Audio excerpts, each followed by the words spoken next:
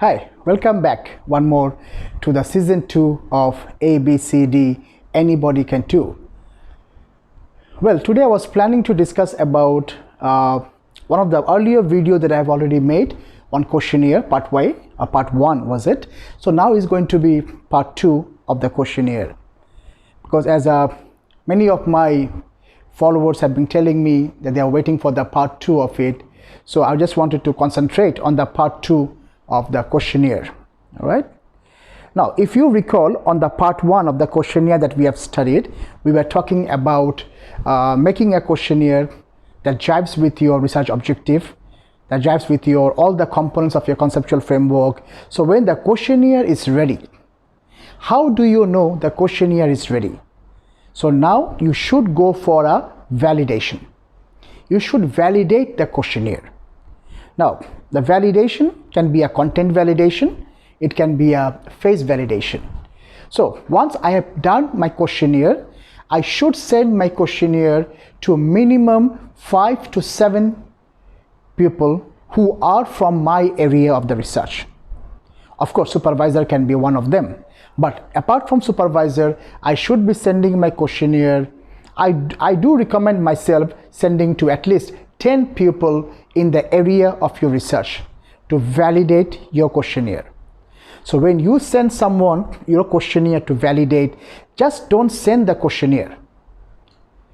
Attach the questionnaire, send your thesis title, send what was your problem statement, send your research objectives, send your research questions, and do not forget to send your conceptual framework, so that anyone who is validating your questionnaire would try to see, is every component of the research objective present in the questionnaire.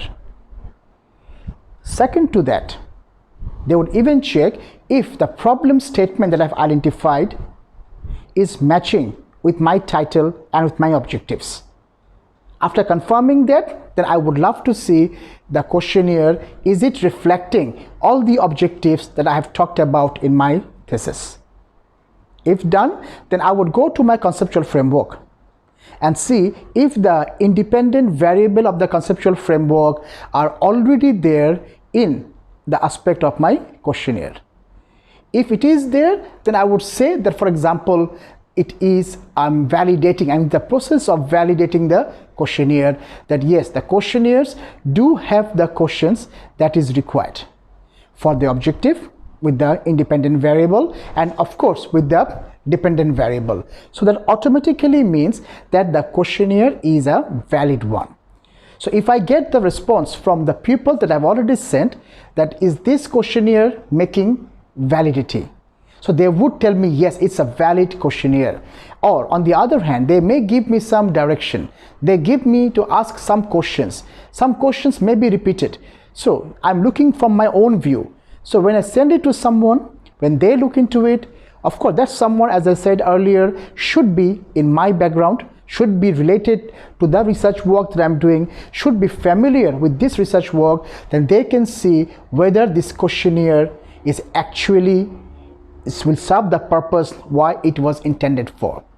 So after I do the validation, once I have the questionnaire in my hand, then what I do, I can go for a pilot study straight away. Of course, if there are some modifications to be done, I modify the questionnaire and then I want to do a pilot study. Now, once I get back the 30 respondent, which is minimum required for a pilot study, now I want to check the reliability of my questionnaire. So in order to check the reliability of my questionnaire, I would go for a Cronbach alpha.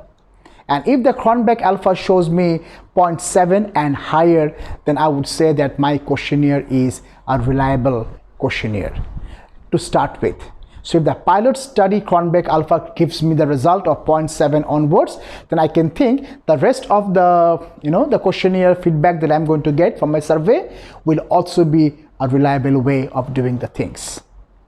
So once this part is done, as I start my chapter number 4 on the analysis, I must talk about the validation process.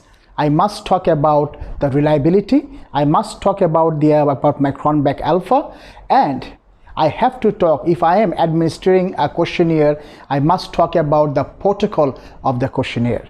So I must give this information in my chapter number 4 before I actually go into my data analysis and findings part. So this was for the second part of the questionnaire. Well, if you think it was helpful, if you think it was giving you an insight of your work already that you are doing, then do share the video, do like the video, and don't forget to subscribe to the channel. So until next time, with some another aspect of ABCD anybody can do of research methodology season 2, I'll be back with you. Until that time, it's ciao from me.